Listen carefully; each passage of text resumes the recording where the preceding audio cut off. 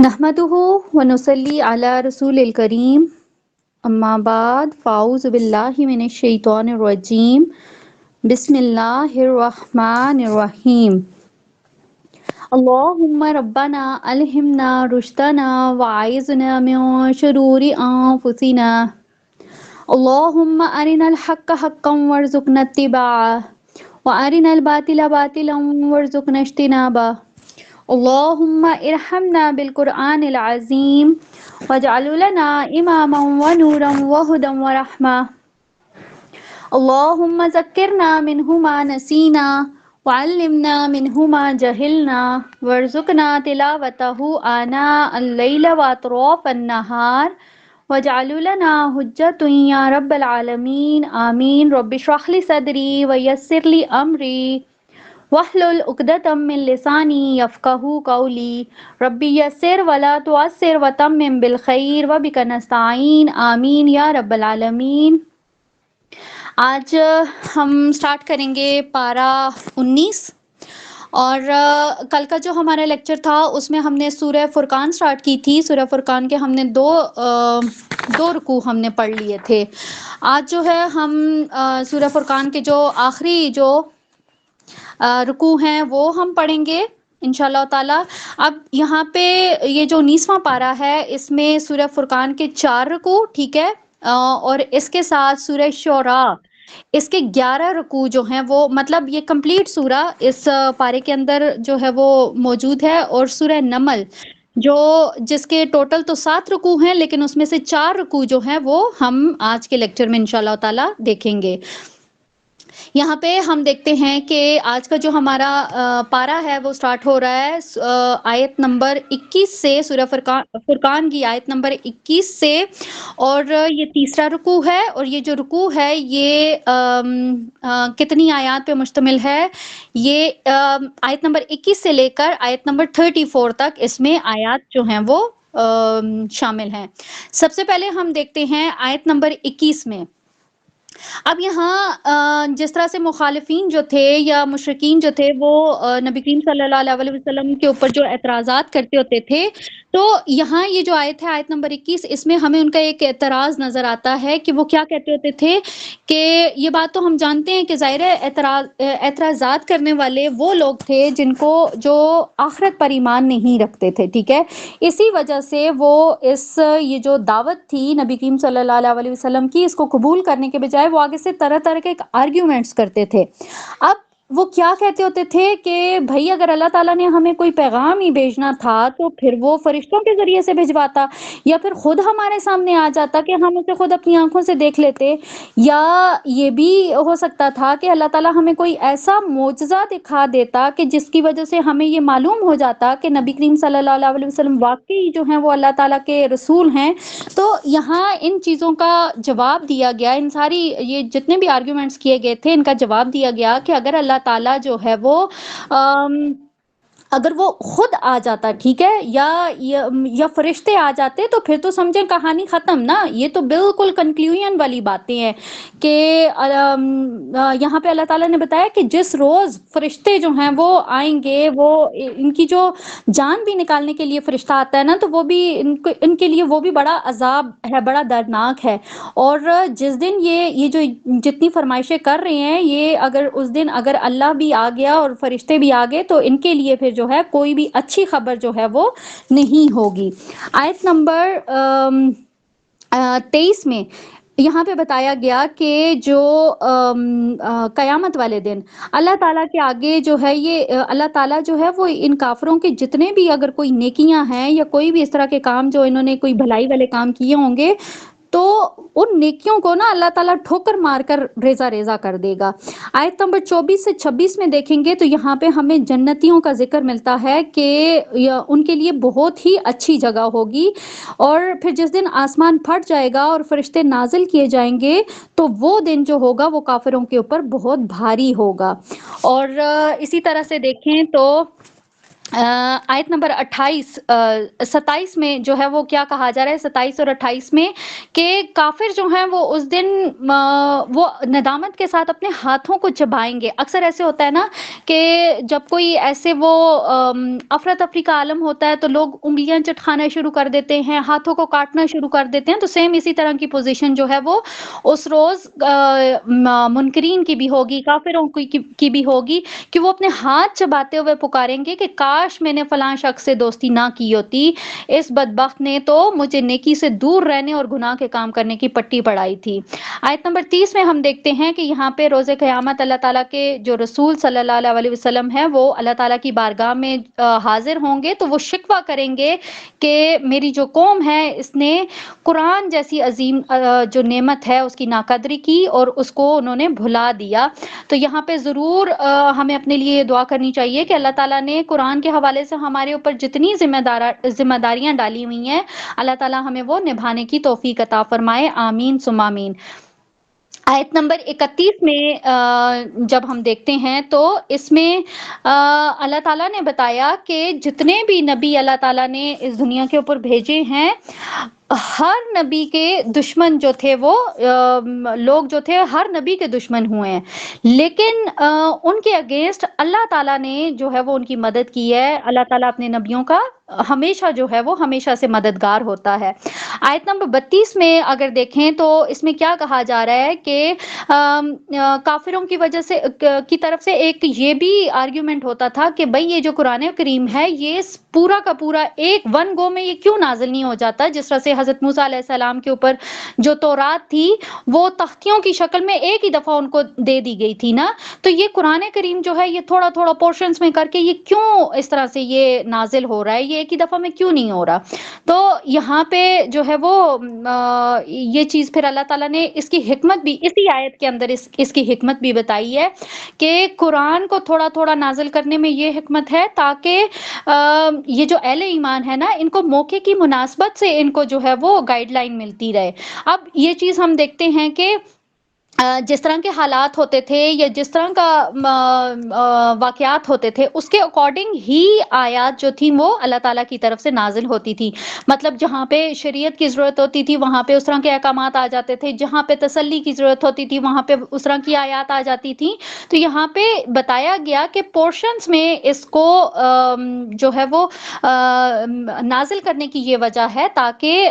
ये जितना भी ये प्रोसेस है इसको बहुत अच्छे से एब्जॉर्ब किया जा सके। आयत नंबर 33 में हम देखेंगे तो यहाँ पे अल्लाह ताला ने ये भी वजाहत कर दी कि जब भी मुशरिकीन किसी भी किस्म का एतराज करेंगे तो वही के जरिए से उसका मुफस्सल जवाब दे दिया जाएगा। और फिर अल्लाह ताला ने क्या कहा, ये जो एतराजात करने वाले लोग हैं इनका ठिकाना जो है वो जहन्नम होगा जिसमें ये मुंहों के बल गिराए जाएंगे। यहाँ पे हमारा पहला जो रुकू है वो कंप्लीट हो जाता है। अगला जो रुकू है रुकू नंबर 4 है और पारे का ये दूसरा रुकू है, ठीक है। और इसमें आयात जो हैं वो 35 से 44 तक इसमें जो आयात हैं। अब यहाँ पे देखें तो ये जो रुकू है इसका जो मेन थीम है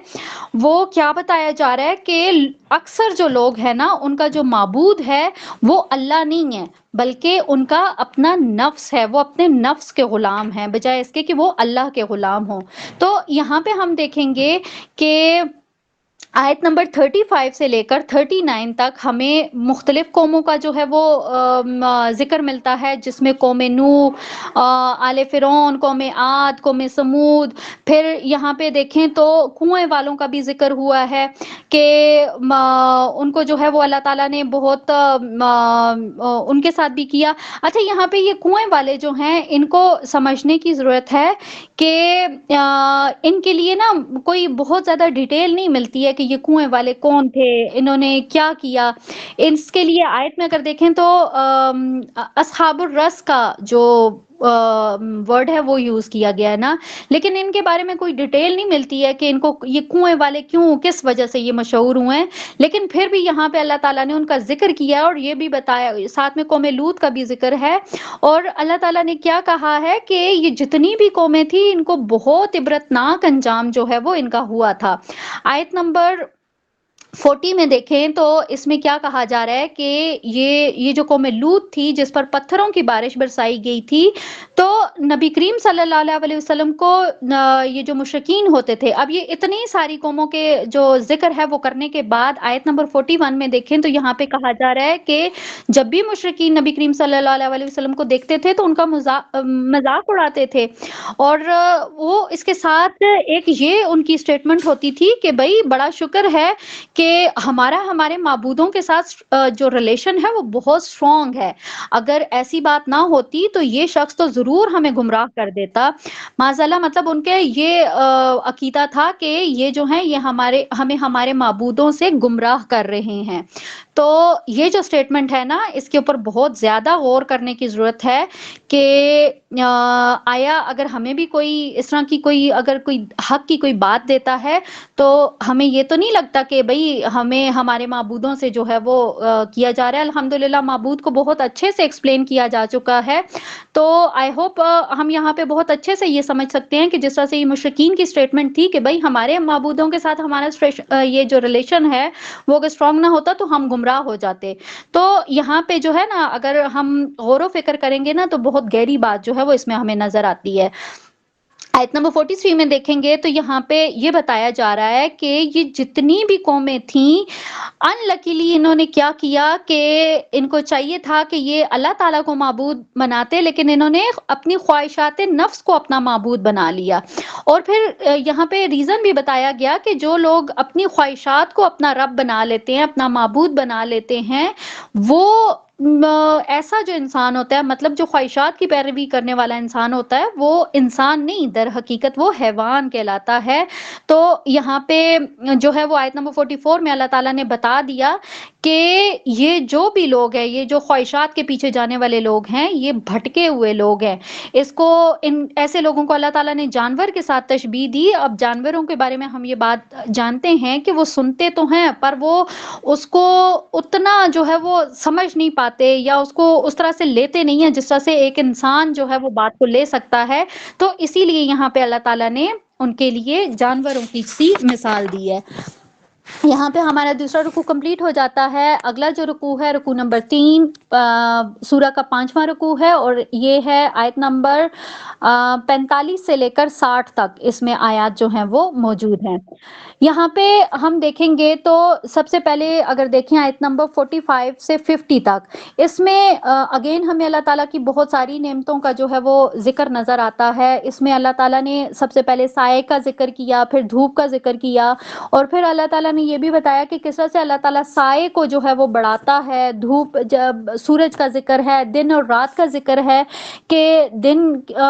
میں رات میں انسان جو ہے وہ سکون حاصل کر کے دن کو پھر اپنی وہ جو جتنی بھی ذمہ داریاں ہیں ان کو بہت اچھے سے وہ نبھا لیتا ہے۔ اور اسی کے ساتھ اللہ تعالیٰ نے ٹھنڈی ہواؤں کا ذکر کیا ہے، بارش کا ذکر کیا ہے، پانی کا ذکر کیا ہے، پانی کا جتنا سائیکل ہے اس ساری چیزوں کو جو ہے وہ یہاں پہ اس کا تذکرہ کر کے یہاں پہ یہ چیز بتائی ہے کہ یہ ساری چیزیں ہیں، یہ اللہ تعالیٰ کی عطا کردہ نعمتیں ہیں۔ لیکن یہاں پہ جو سمجھانا مقصود ہے وہ کیا ہے کہ اتنی ساری چیزیں، اتنے سارے جو انتظامات ہیں وہ اللہ تعالیٰ نے انسان کے لیے کیے ہیں، لیکن انسان انتہا درجے کا احسان فراموش ہے۔ وہ ان ساری چیزوں کو جو ہے وہ بجائے اس کے کہ ایکسپٹ کرے، وہ اس کے اوپر اتراتا ہے۔ آگے دیکھیں آیت نمبر 52 میں نبی کریم صلی اللہ علیہ وسلم کو یہ حکم دیا گیا کہ وہ کفار کے خلاف قرآن کریم کے ذریعے سے وہ جہاد کریں۔ اب یہاں پہ دیکھیں تو اس کو جو قرآن کریم کے ذریعے سے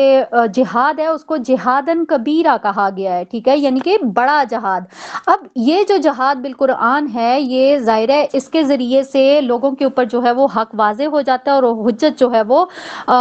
تمام ہو جاتی ہے۔ اب اس چیز کو اگر دیکھا جائے، یہ جو حکم نبی کریم صلی اللہ علیہ وسلم کو ملا قرآن کے ذریعے سے جہاد کرنے کا، تو نبی کریم صلی اللہ علیہ وسلم کی جو لائف ہے ان کے جو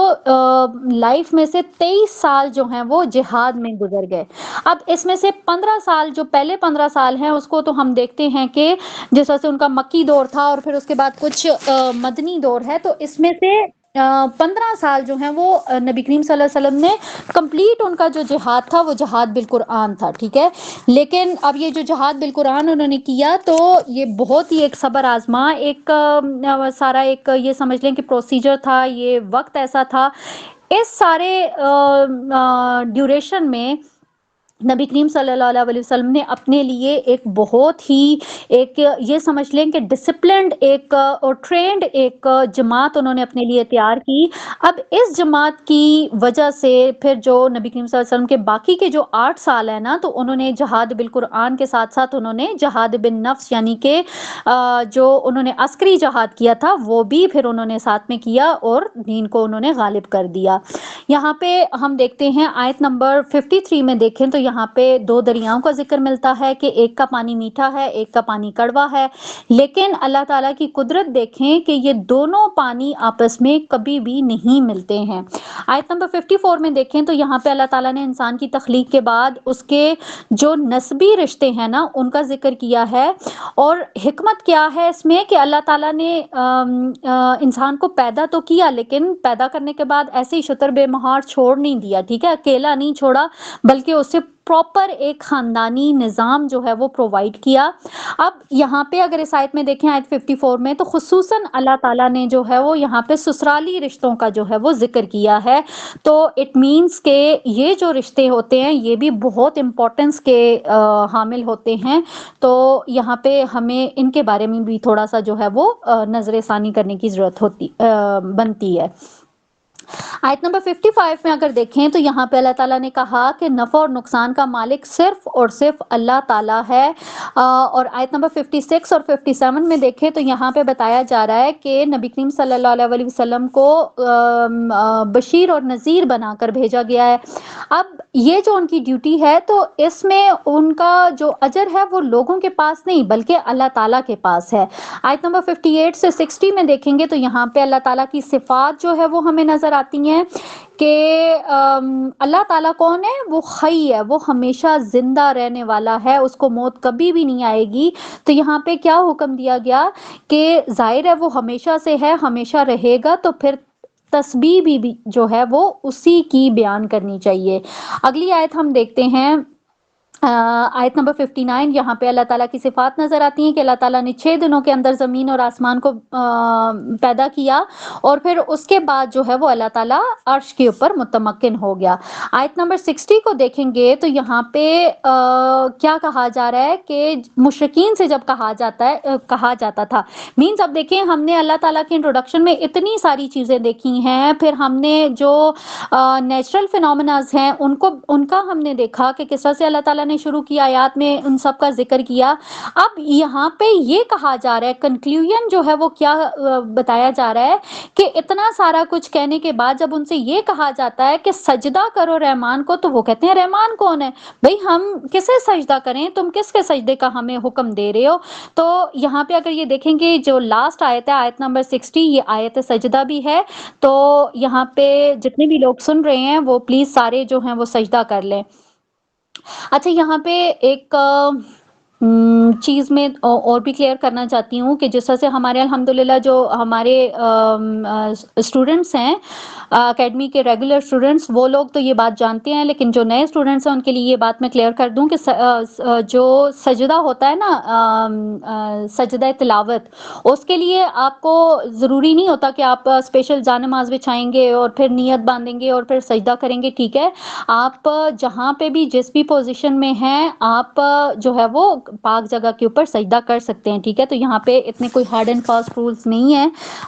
کہ آپ نے جو ہے وہ اسپیشلی پورا اہتمام کرنا ہے. تو جس بھی پوزیشن میں ہیں آپ جو ہے وہ سجدہ کریں، کیونکہ اگر اللہ تعالیٰ کی طرف سے سجدے کا حکم ہے اور سجدہ نہ کیا جائے تو پھر ہم یہ بھی دیکھتے ہیں کہ سجدہ نہ کرنے والوں کا انجام کیا ہے. ہم نے الحمدللہ ابلیس کے بارے میں بہت اچھے سے یہ بات پڑھ لی ہے.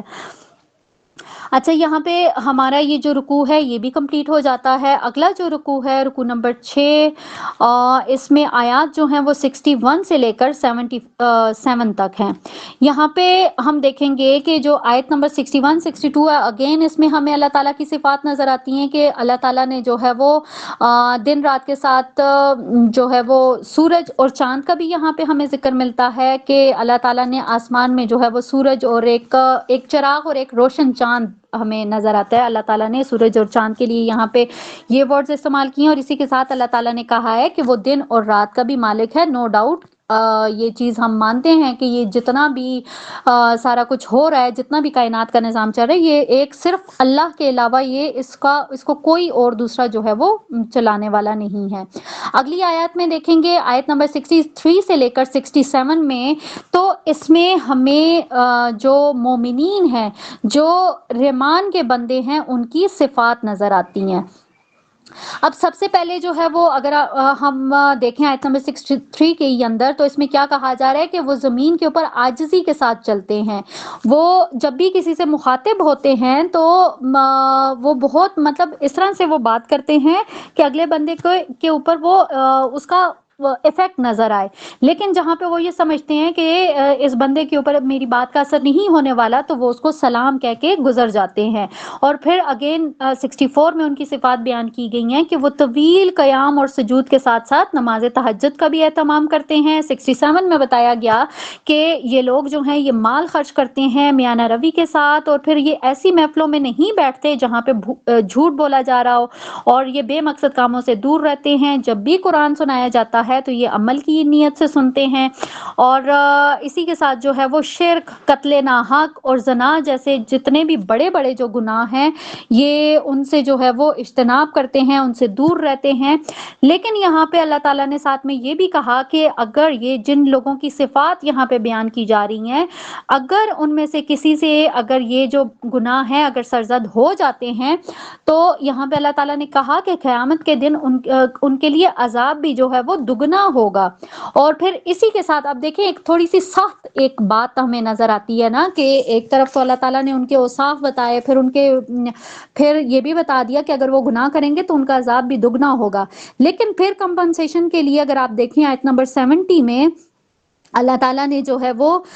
یہ بھی بتا دیا کہ اگر تو وہ توبہ کر لیتے ہیں، اپنی اصلاح کر لیتے ہیں، تو پھر اللہ تعالیٰ جو ہے وہ ان کی توبہ کو ایکسیپٹ کر کے ان کی برائیوں کو نیکیوں میں بدل دے گا. اسی طرح سے اگر دیکھیں تو آگے 72 سے آنورڈ جو ہے وہ لاسٹ تک، رکوع کے لاسٹ تک جو ہے وہ اگین ہمیں مومنین کی صفات نظر آتی ہیں کہ وہ کوئی بھی لغو کام جو ہے وہ نہیں کرتے ہیں. اور اسی کے ساتھ جب ان کے سامنے جو ہے وہ اللہ تعالیٰ کی آیات جو ہے وہ پیش کی جاتی ہیں، تو وہ اس کے سامنے اندھے اور بہرے نہیں بنتے ہیں. یعنی کہ جب بھی ان کے سامنے حق بات کی جاتی ہے تو وہ اس کو فوراً سے ایکسیپٹ کر لیتے ہیں. اور پھر اس کے ساتھ وہ اپنی بیویوں اور اپنی اولاد کے لیے ہمیشہ نیکیوں اور تقوی کی دعا بھی جو ہے وہ کرتے رہتے ہیں. یہاں پہ ہمیں بہت خوبصورت دعا جو ہے وہ نظر آتی ہے.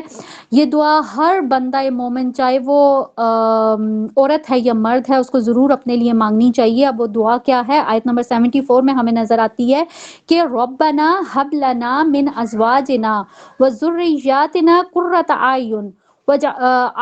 وجعلنا للمتقین اماما، کہ اے ہمارے پروردگار ہمیں ہماری بیویوں اور ہماری اولاد کی طرف سے آنکھوں کی ٹھنڈک عطا فرما اور ہمیں متقیوں کا امام بنا. آمین ثم آمین. یہاں پہ ہم دیکھیں گے تو یہ بھی بتایا گیا آیت نمبر 75 میں دیکھیں تو یہ جو خوش نصیب لوگ ہیں ان کے لیے اللہ تعالیٰ نے جنت کے بالا خانے جو ہیں وہ انہیں آخرت میں عطا کرے گا. تو ضرور اپنے لیے یہ دعا کریں کہ اللہ تعالیٰ یہ جن خوش نصیبوں کی صفات بیان کی گئی ہیں اللہ تعالیٰ ہمیں بھی اس میں شامل فرما لے. آمین ثم آمین. یہاں پہ ہماری جو سورہ ہے سورہ فرقان وہ بھی کمپلیٹ ہو جاتی ہے. اگلی جو ہماری سورہ ہے سورہ شعراء، یہ جو ہے یہ 11 رکوعات پہ مشتمل ہے اور اس میں 227 آیات ہیں. اچھا یہ جو سورہ ہے اس کا کچھ پورشن جو ہے وہ مکی ہے اور کچھ پورشن جو ہے وہ اس کا مدنی ہے، مطلب کچھ آیات جو ہیں وہ ہمیں مکی دور کی نظر آئیں گی اور کچھ آیات جو ہیں وہ مدنی دور میں نظر آئیں گی۔ یہ والی سورہ شعراء یہ ہم کمپلیٹ جو ہے وہ اس پارے کے اندر پڑھیں گے۔ سب سے پہلے ہم دیکھیں تو اس میں جو پہلا رکوع ہے، ٹھیک ہے، وہ ہے آیت نمبر 1 سے لے کر 9 تک، اور اس میں ہم دیکھیں گے کہ اس میں اللہ تعالیٰ کی قدرتوں کو جو ہے وہ بار بار جو ہے وہ بیان کیا گیا ہے۔ جو پہلی آیت ہے وہ سورہ مقطعات ہے، ٹھیک ہے، اور دوسری آیت جو جب ہم دیکھتے ہیں تو اس میں یہ بتایا گیا کہ یہ جو قرآن کریم ہے یہ بالکل ایک واضح کتاب ہے۔ آیت نمبر 3 سے 5 میں ہم دیکھیں گے تو یہاں پہ ہمیں یہ نظر آتا ہے کہ نبی کریم صلی اللہ علیہ وسلم کے ساتھ مخاطبت کی گئی ہے کہ جس طرح سے نبی کریم صلی اللہ علیہ وسلم اہل مکہ کے لیے بہت زیادہ پریشان ہوتے تھے کہ یہ لوگ ایمان کیوں نہیں لا رہے ہیں، تو یہاں پہ اللہ تعالیٰ نے کہا کہ اگر ہم چاہیں تو ان سب کی جو ہے وہ گردنیں جھکا دیں، لیکن حکمت کے پیش نظر ایسا نہیں کیا جا رہا ہے، اور جب تک اللہ تعالیٰ کی طرف سے ان کے لیے کوئی نصیحت نہیں آتی ہے تو یہ ایسے ہی کرتے رہیں گے۔ آیت نمبر 7 میں دیکھیں گے تو یہاں پہ اللہ تعالیٰ نے زمین کے جو نباتات ہیں اس کے اوپر غور و فکر کرنے کی جو دعوت دی ہے۔ آیت نمبر 8 میں دیکھیں گے تو یہاں پہ اللہ تعالیٰ نے فرمایا کہ یقیناً اس میں نشانی ہے لیکن اکثریت جو ہے وہ ایمان لانے والی نہیں ہے۔ تو یہاں پہ اس چیز سے کیا مراد ہے کہ جو بھی اللہ تعالیٰ کی نشانیوں کو دیکھ کر ایمان نہیں لائے گا تو پھر اللہ تعالیٰ بہت زبردست ہے، یعنی اگر اللہ چاہے تو اسے فوراً جو ہے وہ عذاب دے سکتا ہے، بٹ یہ چیز ہم جانتے ہیں کہ اللہ تعالیٰ جو ہے وہ رحیم ہے، اللہ تعالیٰ عزیز تو ہے لیکن رحیم بھی ہے۔ تو یہ جو اللہ تعالیٰ کی یہ جو صفت ہے اسی کی وجہ سے اللہ تعالیٰ جو ہے وہ انسان کو اصلاح کے لیے جو ہے وہ ٹائم دیتا رہتا ہے۔ اب یہاں پہ اگر ہم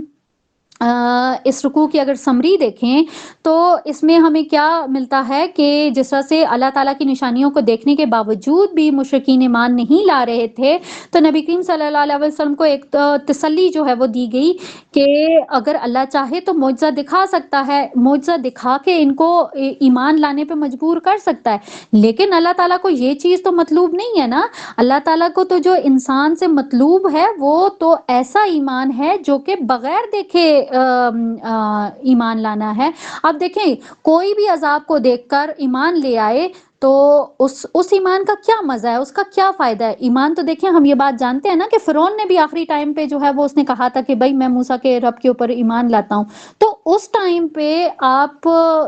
جو ہے وہ موت کو سامنے دیکھ لیں، عذاب کو سامنے دیکھ لیں، پھر اس وقت آپ ایمان لائیں گے تو وہ آپ کے لیے فروٹفل نہیں ہوگا۔ تو یہاں پہ بھی اللہ تعالیٰ نے وہی چیز بتائی ہے کہ اگر اللہ چاہے تو یہ تو ایک سیکنڈ بھی نہیں لگے گا یہ لوگ ایمان لے آئیں گے، لیکن اللہ تعالیٰ کو یہ چیز مطلوب نہیں ہے، کیونکہ اللہ تعالیٰ نے یہ چیز بتا دی ہے کہ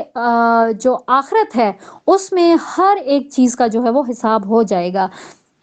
دوسرا جو رکوع ہے یہ آیت نمبر 10 سے لے کر 33 تک ہے۔ اب اس میں ہم دیکھتے ہیں کہ آیت نمبر جو 10 ہے، 10 اور 11 اس میں موسیٰ علیہ السلام کا جو ہے وہ ذکر ہمیں نظر آتا ہے کہ جب موسیٰ علیہ السلام نے اس کو اللہ تعالیٰ نے موسیٰ علیہ السلام کو بھیجا تھا فرعون کی طرف کہ فرعون کے پاس جاؤ اور اسے جو ہے وہ دعوت دو، ایمان کی دعوت دو۔ تو آیت نمبر 12 میں اگر ہم دیکھیں تو یہاں پہ نا ہمیں موسیٰ علیہ السلام کی طرف سے خدشہ جو ہے وہ نظر آتا ہے۔ اب انہوں نے اس کے جواب میں کیا کہا، یعنی کہ اللہ تعالیٰ نے ان کو ایک حکم دیا کہ آپ جاؤ اور فرعون کو جو ہے وہ دعوت دو، حق کی دعوت دو۔ تو انہوں نے کیا کہا کہ مجھے یہ ڈر ہے کہ وہ مجھے جھٹلا دے گا۔ اب اس کا جو ریزن انہوں نے دیا وہ کیا تھا، ایک تو جو موسیٰ علیہ السلام تھے ان کی زبان میں تھوڑا سا مطلب لکنت تھی، وہ رواں نہیں بول سکتے تھے، تو اسی لیے انہوں نے کہا ایک تو خدشہ یہ ہے کہ میں اب جا کے اس کے آگے حق بیان کروں گا اور زبان جو ہے وہ ساتھ نہیں دے گی تو یہ اس وجہ سے وہ مجھے جھٹلا دے گا۔ اور ایک ریزن انہوں نے اور دیا کہ میرے ذمہ ان کا ایک قتل بھی ہے جو کہ مجھ سے ہوا تھا، اور یہ ہے کہ اب میں وہاں واپس جاؤں گا تو مے بی پاسبل کہ وہ مجھے اس قتل کے بدلے میں قتل کروا دے۔ यहाँ पे थोड़ा-सा मैं इस कत्ल को एक्सप्लेन करूँगी। अल्हम्दुलिल्लाह ये चीज़ हम पिछले लेक्चर्स में ये पढ़ चुके हैं कि मूसा अलैहि सलाम से किस तरह से कत्ल हुआ था, ठीक है? तो एक दिन जब मूसा अलैहि सलाम जा रहे थे तो एक बनी इसराइल का एक आदमी और एक किब्ती जो मिस्र का ही एक बंदा था, जो किब्ती कौम हम ये जानते हैं कि वो वहाँ पे हुक्मरान थे। तो एक किब्ती शख्स और एक बनी इसराइल का शख्स ये दोनों आपस में लड़ रहे थे। तो जब मूसा अलैहि सलाम को देखा बनी इसराइल के बंदे ने तो मदद के लिए उन्होंने उस बंदे ने मूसा अलैहि सलाम को बुलाया और मूसा अलैहि सलाम थोड़ा-सा गुस्से के थोड़ा-सा तेज़ थे। तो उन्होंने देखा कि मेरी कौम के बंदे को जो है वो इस तरह से ये किब्ती कौम का जो बंदा है वो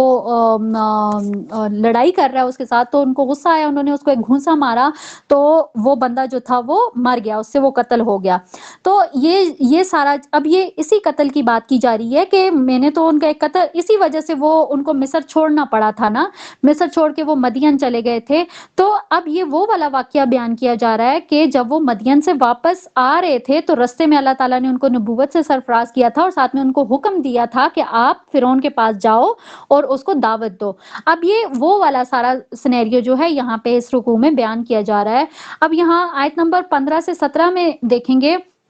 अच्छा, अल्हम्दुलिल्लाह ये बहुत सारे ऐसी चीज़ें हैं, थोड़े-थोड़े पोर्शंस में ये सारे वाक़यात नज़र आते हैं ना, तो कुछ शुरू के वाक़यात आ जाते हैं, कुछ मिड में से आ जाते हैं, कोई एंड में से आ जाता है, तो एक तसलसल जो है ना वो नहीं बन पाता। लेकिन इंशाल्लाह जिस वक़्त आप लोग इसको तफ़सीर में ये सारा कुछ पढ़ रहे होंगे ना, तो इंशाल्लाह ये आप इन सारी चीज़ों को बहुत अच्छे से सीक्वेंस के साथ ना इनको पढ़ेंगे तो आपको बहुत मज़ा आएगा इन सारे चीज़ों को पढ़ने में और बहुत अच्छे से ये सारी चीज़ आपके ऊपर क्लियर होगी। मूसा अलैहिस्सलाम की सीरत इंशाल्लाह कि किस तरह से जो था ये जो वाक़यात बयान की जा रही हैं इनका पस मंज़र क्या है। तो यहाँ पे अगर आयत नंबर 15 से 17 में देखें तो इसमें अल्लाह ताला ने सेम वही उनको निशानियाँ अता की, मोजज़ात अता किए। मोजज़ात के बारे में भी हम देख चुके हैं कि उनको एक असा और एक उनको यद बैज़ा ये वाला जो मोजज़ा था ये उनको दिया गया था और इनके साथ जो है वो फ़िरौन की तरफ भेजा गया था। यहाँ पे आयत नंबर 18 में आप देखें तो इसमें जब अब जो है वो मूसा अलैहिस्सलाम फ़िरौन के दरबार में पहुँच चुके हैं, फ़िरौन को उन्होंने दावत दी है, तो इन रिटर्न फ़िरौन ने अब क्या कहा है कि भई उसने मूसा अलैहिस्सलाम को ताना दिया कि हमने तुम्हारी परवरिश की थी, लेकिन तुमने क्या किया कि बजाय इसके कि तुम एहसान फरामोश होते, तुमने क्या किया हमारे ही एक आदमी को कत्ल कर दिया। आयत नंबर 20 में देखें तो यहाँ पे मूसा अलैहिस्सलाम ने क्या कहा कि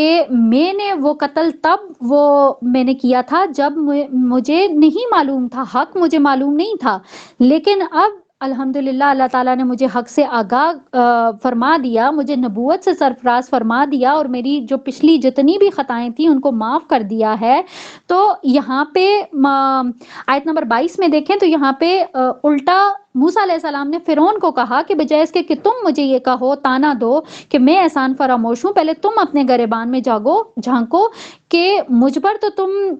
परवरिश का एहसान जता रहे हो, लेकिन तुमने तो मेरी पूरी की पूरी कौम को जो है वो गुलाम बना के रखा हुआ है। आयत नंबर 23 में देखें तो जब फ़िरौन ने देखा ये तो मतलब बाजी पलट रही है, मैं जो है वो हो रहा हूँ मतलब अब उसको ये लगा कि मुझे शिकस्त हो रही है, तो फिर उसने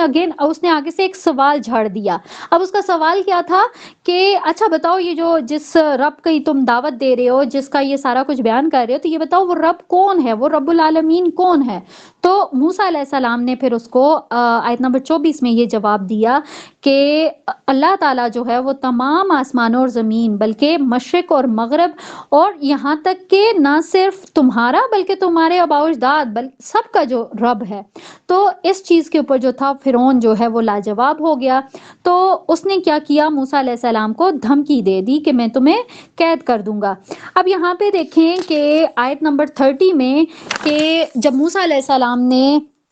अपने जो मोजज़ात थे वो उसको दिखाए और फिर अपनी जो एक जो अल्लाह ताला की तरफ से उनको जो हुक्म दिया गया था कि बनी इसराइल को आज़ाद करवाओ, तो जब उन्होंने अपना मुद्दा फ़िरौन के सामने रखा, उसको अपनी निशानियाँ दिखाकर, तो इन सारी चीज़ों से जो था वो फ़िरौन थोड़ा-सा दब गया था। अब ज़ाहिर है वो अपने आप को रब कहलाता था, उसको इतनी आसानी से हार तो उसने माननी नहीं थी। तो उसने क्या किया کہ اس نے پورا ایک اس سے موسیٰ علیہ السلام سے ایک مہلت مانگ لی. ٹھیک ہے, اب اس میں کیا ہوا, یہاں پہ جو تیسرا رکوع ہے وہ سٹارٹ ہو جاتا ہے آیت نمبر 34 سے 51 تک. اب یہاں پہ ہم دیکھتے ہیں کہ یہ فرعون نے کیا کیا کہ اپنے جتنے بھی درباری تھے ان سب کو اکٹھا کیا, پھر ان کو حکم دیا کہ بھئی تم ایسا کرو, یہ جس طرح سے موسیٰ نے اپنے یہ جو جادو دکھایا ہے اس کا جو ہے وہ توڑ کرو. تو اس کے توڑ کے لیے پھر انہوں نے کیا کیا کہ ملک بھر سے جتنے بھی ماہر جادوگر تھے ان سب کو جمع کیا گیا. مینز اس نے فرعون نے جو تھا وہ اللہ تعالیٰ کی نشانیوں کو, اللہ تعالیٰ کے طرف سے جو معجزات عطا کیے گئے تھے ان کو اس نے جادو کنسیڈر کیا, اور پھر اس کے توڑ کے لیے اس نے جادوگروں کو اکٹھا کیا. اب یہ جو جادوگر تھے یہ جب اس کے پاس آ گئے تو جادوگر ظاہر ہے وہ اپنے اس میں بڑا ان کو یہ زہم تھا کہ وہ لوگ جو ہے وہ جیت جائیں گے, کیونکہ ظاہر ہے جادوگر کو ایک جادو کی حقیقت معلوم ہوتی ہے نا کہ وہ کس حد تک اگلے بندے کو جو ہے وہ اپنے قابو میں وہ کر لیتا ہے. تو یہاں پہ انہوں نے اپنے اسی ایک روب میں یا اسی ایک تکبر میں انہوں نے کیا کہا کہ یقیناً غالب تو ہم ہی آئیں گے, لیکن تم بتاؤ کہ جب ہم جیت جائیں گے تو تم ہمیں ریوارڈ میں کیا دو گے. تو آیت 42 میں نظر آتا ہے کہ فرعون نے انہیں کیا کہا کہ میں تمہیں اپنے مقربین میں سے جو ہے وہ بنا لوں گا. اب اس بات کے اوپر وہ خوش ہو گئے اور انہوں نے اپنی جو لاٹھیاں تھیں, جو رسیاں تھیں, جو کچھ بھی ان کے جو انسٹرومنٹس تھے وہ انہوں نے پھینکے, اور وہ جس طرح سے وہ سانپ اور یہ سارا کچھ بن گئے. تو موسیٰ علیہ السلام نے کیا کیا کہ موسیٰ علیہ السلام کو جب اللہ تعالیٰ نے حکم دیا انہوں نے اپنا عصا پھینکا تو وہ جتنا کچھ تھا وہ سب کا سب وہ نگل گئے. یہ موسیٰ علیہ السلام کا جو عصا تھا اس نے ان سب کو نگل لیا. اب یہاں پہ یہ جو چیز تھی اس کو الحمدللہ ہم نے پہلے بھی پڑھ لیا کہ جادوگر جو ہے وہ اس کو جادو کی لمٹ کا پتہ ہوتا ہے, اس کو ایکسٹریم کا پتہ ہوتا ہے کہ کس حد تک اگلے بندے کو جو ہے وہ بے وقوف بنایا جا سکتا ہے. تو یہاں پہ انہوں نے دیکھا کہ ہم یہ جو ساری چیز ہوئی ہے نا ہمارے جادو کے ری ایکشن میں, تو یہ کوئی جادو نہیں ہے, یہ واقعی کوئی معجزہ ہی ہے جو یہ سارا کچھ یہ سب کچھ ہوا ہے. تو جیسے ہی انہوں نے حق کو پہچان لیا تو وہ فوراً سارے کے سارے جو تھے وہ سجدے میں گر گئے, اور پھر انہوں نے کیا کیا, وہ اللہ تعالیٰ کی وحدانیت کے اوپر ایمان لے آئے. آیت نمبر 49 میں فرعون کا ری ایکشن نظر آتا ہے کہ فرعون نے جب یہ سارے معاملات دیکھے تو اس نے پھر ایک طرح سے اس نے اپنے وہ جو جادوگر اس کے اپنے ہی بلائے ہوئے لوگ تھے, تو جب پاسا پلٹ گیا تو پھر اس نے ایک دھمکی دی کہ بھائی میں اگر تم لوگ اپنی یہ سارا یہ ریورٹ نہیں ہوتے ہو تو پھر میں تمہارے ہاتھ پاؤں جو ہے وہ اپوزٹ ڈائریکشن میں کاٹ کے تمہیں پھانسی جو ہے وہ لگا دوں گا. تو جادوگروں نے بڑے حوصلے سے ساری چیزوں کا جواب دیا کہ اب تو جو ہے وہ ہم ایمان لا چکے ہیں, اب ہمیں ہماری جو زندگیاں ہیں اس کی ہمیں پرواہ نہیں ہے. اور آیت نمبر 57 میں دیکھیں تو سوری 51 میں تو یہاں پہ یہ بتایا جا رہا ہے کہ انہوں نے جو کیا کہا کہ ہمیں امید ہے کہ اللہ تعالیٰ جو ہے وہ ہمارے پچھلی جتنی بھی خطائیں ہیں, جتنے بھی گناہ ہیں وہ ان کو معاف کر دے گا, کیونکہ ہم نے حق کو سامنے آتے ہی اس کو ہم نے قبول کر لیا. تو یہاں پہ دیکھیں, یہاں پہ بھی یہاں سے بھی ہمیں ایک سبق ملتا ہے کہ حق کو اگر ایکسیپٹ کر لینا تو آن دا اسپاٹ ہی اگر اس کو ایکسیپٹ کر لیں تو پھر اللہ تعالیٰ کے اوپر یقین کتنا بڑھ جاتا ہے کہ جس طرح سے انہوں نے کہا کہ ہمیں امید ہے کہ اللہ تعالیٰ جو ہے وہ ہمارے پچھلے گناہوں کو معاف فرما دے گا. یہاں پہ رکوع کمپلیٹ ہو جاتا ہے. اگلا جو رکوع ہے رکوع نمبر 4 آیت نمبر 52 سے لے کر 68 تک یہ آیات پہ مشتمل ہے. 52 سے 53 میں ہم دیکھیں گے تو اس میں جب موسیٰ علیہ السلام اللہ تعالیٰ کے حکم سے اپنی قوم کو لے کر چلے گئے اور فرعون کو جب پتہ چلا تو فرعون نے کیا کیا کہ ان کا جو پیچھا تھا وہ کرنے کے لیے جو ہے وہ اپنے لشکروں کو اس نے تیار کر لیا. اور پھر اس کے بعد 54 آیت میں ہم دیکھتے ہیں تو اس میں جو فرعون تھا اس کی طرف سے ایک بڑا متکبرانہ ایک سٹیٹمنٹ نظر آتی ہے کہ اس نے کیا کہا کہ بھئی یہ تو مٹھی بھر لوگ ہیں, ہم جو ہیں وہ ان لوگوں نے ہمارے غصے کو بھڑکایا ہے تو اب ہم ان کو نہیں چھوڑیں گے, ہم ان کا پیچھا ضرور کریں گے اس سے پہلے کہ یہ لوگ اپنے ہمارے ہاتھوں سے نکل جائیں اور ہمارے لیے کوئی بڑی پرابلم کریٹ کر دیں, ہم ان کو جو ہے وہ پکڑ لیں, ان کا پیچھا کریں اور ان کو پکڑ لیں. آیت نمبر 57 میں دیکھیں تو 57 سے لے کر 59 تک اللہ تعالیٰ نے اب یہ جو یہ آل فرعون کا نکلنا تھا، ٹھیک ہے، کہ یہ جو لوگ ان کے تعاقب میں نکلے تو ان کا یہ جو نکلنا ہے اس کو اللہ تعالیٰ نے اپنی طرف منسوب کیا ہے۔ اب اللہ تعالیٰ نے کیا کہا کہ ہم ہی نے جو انہیں ان کے محلوں سے، ان کے باغات سے ہم نے ان کو نکالا، ان کی آرام گاہوں سے ان کو نکالا، اور وہ سارے کے سارے جو تھے وہ نکل کر، مطلب اپنی اپنی آرام گاہوں سے نکل کر وہ سارے جو تھے وہ بنی اسرائیل کے تعاقب میں وہ چلے گئے۔ آیت نمبر 61 میں ہم دیکھتے ہیں تو یہاں پہ 61 اور 62 میں نظر آتا ہے کہ جب یہ لوگ ان کا پیچھا کرتے کرتے ان کے بالکل قریب پہنچ گئے تو جو بنی اسرائیل تھے، جو موسیٰ علیہ السلام کی قوم کے لوگ تھے، انہوں نے اپنی طرف سے ایک ڈر کا اظہار کیا کہ بھئی اب تو ہم لوگ پکڑے گئے ہیں، ظاہر ہے ہمارے پیچھے جو ہے وہ فرعون ہے اور ہمارے آگے سمندر ہے، اور اب ہمارے پاس بھاگنے کا نا کوئی بھی راستہ نہیں ہے، آگے جائیں گے تو سمندر میں ڈوب جائیں گے اور پیچھے جائیں گے تو یہ آل فرعون جو ہیں وہ ہمیں پکڑ لیں گے۔ لیکن اس سارے اس میں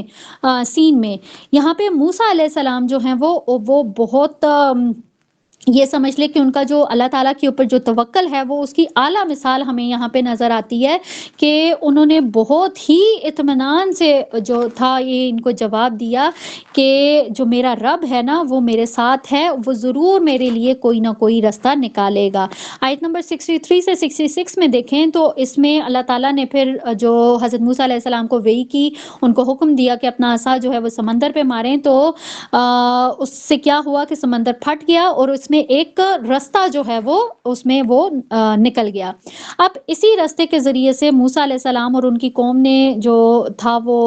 اس سمندر کو پار کر لیا۔ اب فرعون جو تھا وہ اس وقت غصے اور طیش میں اس کا یہ عالم تھا کہ اتنا اس کے اوپر جنون سوار تھا کہ وہ بھی جو تھا وہ اسی راستے سے ان کا پیچھا کرنے کے اس اتنا جنون تھا کہ اس نے یہ بھی نہیں سوچا کہ میں جو ہے وہ جس راستے سے وہ پار ہوا ہے میں بھی اسی راستے کے اوپر چڑھ رہا ہوں تو میں آیا اس کو پار کر بھی سکوں گا کہ نہیں، تو لیکن وہ ساری سوچوں کو پس پش ڈال کر وہ اس راستے کے اوپر چڑھ گیا۔ اب یہاں پہ ہمیں یہ چیز نظر آتی ہے کہ پھر اللہ تعالیٰ نے جو ہے وہ اس کو اس کے لشکر سمیت جب وہ بالکل درمیان میں پہنچ گیا تو جو سمندر تھا وہ آپس میں مل گیا اور وہ سارے کے سارے جو تھے وہ وہاں پہ ڈوب کر ہلاک ہو گئے۔ آیت نمبر 67 میں دیکھیں تو یہاں پہ جو کنکلوڈ کیا اللہ تعالیٰ نے وہ کس بات کے اوپر کیا ہے کہ یہ ساری جو باتیں ہیں اس میں نشانی ہے، اس میں عبرت ہے، لیکن اکثریت جو ہے وہ ایمان لانے والی نہیں ہے۔ مطلب اب یہ جو پورا ایک یہاں پہ ایک قصہ اللہ تعالیٰ نے یہاں پہ بیان کیا تو یہاں پہ اس کی حکمت بتائی کہ اس سارے بیان کرنے میں یہ کوئی قصہ نہیں ہے، اس کے اندر ایک نشانی ہے، اس کے اندر عبرت ہے، لیکن لوگ پھر بھی ایمان نہیں لائیں گے۔ اگلا جو رکوع ہے رکوع نمبر 5 آیت نمبر 69 سے 104 تک اس میں آیات مشتمل ہیں۔ 69 سے 73 میں دیکھیں گے تو یہاں سے ہمیں ابراہیم علیہ السلام کا جو ہے وہ ذکر نظر آتا ہے کہ جب انہوں نے اپنے والد اور اپنی قوم دونوں سے یہ انہوں نے کوسچن کیا کہ تم لوگ کس کی عبادت کرتے ہو، تو آگے سے انہوں نے لاجک کیا دی کہ نہ تو یہ تمہاری بات سنتے ہیں، نہ ہی تمہاری کسی بات کا جواب دیتے ہیں، نہ ہی تمہارے یہ کسی نفع و نقصان کا اختیار رکھتے ہیں۔ تو جواب میں ان کی قوم نے ان کو کیا کہا کہ بھئی ہم تو اپنے جو بڑے بزرگ ہیں یا جو باؤ اجداد ہیں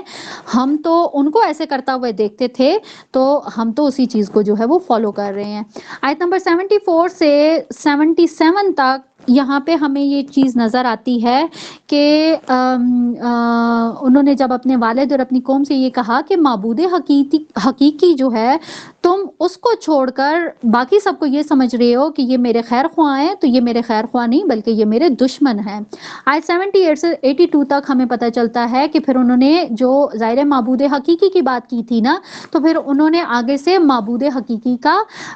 جو ایک انٹروڈکشن ہے وہ کروایا کہ اللہ وہ ہے جس نے مجھے پیدا کیا، وہی مجھے سیدھے راستے کی طرف ہدایت عطا فرماتا ہے، وہی مجھے کھلاتا ہے، وہی مجھے پلاتا ہے، اور پھر جب میں بیمار ہو جاتا ہوں تو وہی مجھے شفا دیتا ہے، اور پھر جب مجھے موت دے گا اور پھر وہی مجھے دوبارہ زندہ کرے گا۔ تو یہاں پہ ابراہیم علیہ السلام نے کیا کہا کہ مجھے امید ہے کہ وہ جو مہربان رب ہے، وہ جو مہربان ذات ہے، روز جزا میری تمام خطاؤں کو معاف کر دے گا۔ تو یہاں پہ اگلی جو آیات ہم دیکھتے ہیں، آیت نمبر 83 سے 89 پر 89 تک، یہاں پہ ابراہیم علیہ السلام کی بہت خوبصورت دعائیں جو ہیں وہ ہمیں نظر آتی ہیں۔ اب یہاں پہ سب سے پہلی ان کی دعا ہے وہ کیا ہے آیت نمبر 83 کے اندر، کہ اے میرے پروردگار تو مجھے حکمت عطا فرما اور مجھے اپنے صالح بندوں میں شامل کر لے، اور میرے لیے بنا دے سچی ناموری اور میرے پچھلے لوگوں میں۔ اور اسی طرح سے یہاں پہ کیا کہا گیا کہ میرے بعد آنے والوں میں میرا جو ذکر خیر ہے اس کو جاری فرما دے، مجھے نعمتوں والی جنتوں کا وارث بنا دے، مجھے روز قیامت کی رسوائی سے محفوظ فرما، اور وہ روز قیامت کے جس دن مال اور بیٹے جو ہیں وہ کام نہیں آئیں گے، اس دن کام کیا آئے گا؟ قلب سلیم، یعنی کہ ایسا دل جس پر نہ تو گناہوں کی آلودگی ہوگی، نہ ہی وہ غفلت میں جو ہے وہ پڑا ہوا ہوگا۔ تو یہاں پہ ضرور اللہ تعالیٰ سے یہ دعا کریں کہ اللہ تعالیٰ جو ہے وہ ہمیں اس دن جو ہے وہ رسوائی سے، ہمیں جو ہے وہ خسارے سے ہمیں اللہ تعالیٰ جو ہے وہ محفوظ فرمائے، آمین ثم آمین۔ آیت نمبر 90 سے آنورڈز اگر دیکھیں گے تو یہاں پہ اب ہمیں جنت اور جہنم کا تذکرہ نظر آتا ہے، اور یہاں پہ پورا ایک کمپیریزن جو ہے وہ بیان کیا گیا ہے کہ جو متقی ہوں گے ان کے لیے جنت کے انعامات ہوں گے، اس کے برعکس جو ابلیس کے پیروکار ہوں گے تو ان کے لیے جہنم ہوگی۔ اور پھر انہی آیات میں یہ بھی پتہ چلتا ہے کہ روز قیامت جہنمی جو ہیں وہ آپس میں لڑ رہے ہوں گے، لیکن اس دن جو شفاعت ہے وہ کوئی بھی کرنے والا نہیں ہوگا۔ آیت نمبر 102 میں اگر دیکھیں تو یہاں پہ نظر آتا ہے کہ اس وقت جہنمی جو ہیں وہ حسرت کریں گے اور کہیں گے کہ کاش ہمیں دنیا میں دوبارہ سے جانا نصیب ہو تو ہم پکے مومن جو ہیں وہ بن جائیں گے۔ اگلا جو رکوع ہے، رکوع نمبر 6، آیت نمبر 105 سے 122 تک 122 پر مشتمل ہے۔ اب اس میں ہم دیکھیں تو یہاں پہ ہمیں اب یہاں سے آنورڈز جو ہے وہ ہم مختلف انبیاء کے ان کی قوموں کے جو تذکرہ ہے نا وہ ہم یہاں پہ دیکھیں گے۔ اب یہ جو رکوع ہے، رکوع نمبر 6، اس میں حضرت نوح علیہ السلام کا جو ہے وہ ان کا تذکرہ ہو رہا ہے، انہوں نے جو اپنی قوم کو دعوت دی۔ اب انہوں نے جو دعوت تھی وہ کیا تھی کہ اللہ تعالیٰ کا تقوی اختیار کرو اور میری اطاعت کرو، ٹھیک ہے۔ تو آیت نمبر 102 میں ہم دیکھتے 109 میں تو یہاں پہ جو ہے وہ واضح کر دیا گیا کہ نوح علیہ السلام نے یہ کہہ دیا کہ یہ جو دعوت میں تمہیں دے رہا ہوں یا جو میں تم سے ڈیمانڈ کر رہا ہوں، اس پر میں تم سے کسی بھی اجر کا طلبگار نہیں ہوں۔ آیت نمبر 111 میں اگر دیکھیں گے تو یہاں پہ بتایا گیا کہ قوم کے جو میجورٹی تھی اس نے کیا کہا کہ بھائی ہم آپ کی کیسے پیروی کریں جبکہ آپ جو ہیں وہ ایک عام سے انسان ہیں اور آپ کی جو جماعت ہے اس میں بہت غریب اور کم تر لوگ ہوتے ہیں۔ تو آیت نمبر 116 میں دیکھیں تو یہاں پہ جو ہے وہ 112 میں نوح علیہ السلام نے جو ہے وہ اس بات کا جواب دیا کہ مجھے اس چیز سے کوئی غرض نہیں ہے کہ ان کا کیا پیشہ ہے، یہ غریب ہیں یا امیر ہیں یا کس طبقے کے ہیں، مجھے اس سے کوئی کنسرن نہیں ہے، صرف میرا یہ ایک ماننا ہے کہ یہ جو نیک سیرت لوگ ہیں میں ان کو نہیں چھوڑ سکتا۔ 116 میں اگر آپ دیکھیں تو یہاں پہ ہمیں نظر آتا ہے کہ بہت طویل بحث کے بعد جو نوح علیہ السلام کی قوم تھی انہوں نے دیکھا کہ یہ تو اپنی سٹیٹمنٹس سے جو ہے وہ ٹس سے مس نہیں ہو رہے، تو پھر انہوں نے ان کو سنسار کرنے کی دھمکی دی۔ تو جب بالکل نا امید ہو گئے حضرت نوح علیہ السلام اپنی قوم سے تو پھر انہوں نے اللہ تعالیٰ سے جو ہے وہ مدد کی درخواست کی۔ پھر اللہ تعالیٰ نے حضرت نوح علیہ السلام اور ان کے جو جتنے بھی اہل ایمان ساتھی تھے ان کو ایک کشتی کے اندر محفوظ کر کے باقی جتنی بھی ان کی قوم تھی ان سب کو غرق کر دیا۔ رکوع نمبر 7 ہے، اس میں ہمیں جو ہے وہ قوم عاد کا جو تذکرہ ہے وہ نظر آتا ہے، آیت نمبر 123 سے 140 پر مشتمل ہے۔ آیت نمبر 123 سے 127 میں ہم دیکھیں گے تو اس میں حضرت ہود علیہ السلام نے اگین وہی والا تقاضا اپنی قوم سے کیا جو کہ حضرت نوح علیہ السلام نے اپنی قوم سے کہا تھا کہ اللہ کا تقوی اختیار کرو اور میری اطاعت کرو۔ اب یہاں پہ اگر آپ دیکھیں گے آیت نمبر 128 میں تو اس میں اللہ تعالیٰ یہ جو حضرت ہود علیہ السلام السلام تھے، انہوں نے ان کو کیا کہا اپنی قوم کو کہ تم اتنی بڑی بڑی بلڈنگز بناتے ہو، تم سارے اپنا کام، اپنا پیسہ، اپنا وقت، یہ اس کو تم ویسٹ کر رہے ہو. اب یہ جتنا تم ان ساری چیزوں کو وہ کرتے ہو، اور اس کے ساتھ تمہارا جو محکوم طبقہ ہے نا، جو محکوم لوگ ہیں، جو غریب لوگ ہیں، ان ساری چیزوں کی وجہ سے تم ان کے اوپر ظلم کرتے ہو. آیت نمبر 133 میں دیکھیں تو یہاں پہ جو حضرت ہود علیہ السلام تھے، انہوں نے اپنی قوم کو ان ساری چیزوں سے بچنے کے لیے جو ہے وہ کہا، اور ساتھ میں کہا کہ یہ تمہیں اپنے بیٹوں پہ مویشی، مال مویشی، اور یہ جتنے بھی یہ باغات ہیں، یہ جو چشمے ہیں، یہ اللہ تعالیٰ نے جو تمہیں عطا کیے ہیں، اگر تم نے توبہ نہ کی تو پھر تمہارے اوپر ایک بہت بڑا عذاب جو ہے وہ آ جائے گا. آیت نمبر 136 میں دیکھیں تو یہاں پہ قوم نے بڑی حقارت کے ساتھ جو ہے وہ جواب دیا کہ تم ہمیں نصیحت کرو یا نہ کرو، ہمارے اوپر کوئی اثر نہیں ہونے والا، ہم پر کوئی عذاب نہیں آئے گا. اس طرح کی دھمکیاں جو ہے نا وہ ماضی میں بھی بہت ساری قوموں کو دی جاتی رہی ہیں. اب یہ جتنا متکبرانہ ان کی طرف سے جواب تھا، تو پھر اللہ تعالیٰ نے آخر کار جو ہے وہ اللہ تعالیٰ کا غضب جو ہے وہ بھڑکا، اور پھر اللہ تعالیٰ نے ان تمام مجرموں کو ہلاک کر دیا. اگلا جو رکوع ہے، رکوع نمبر 8، اس میں ہمیں قوم سمود کا جو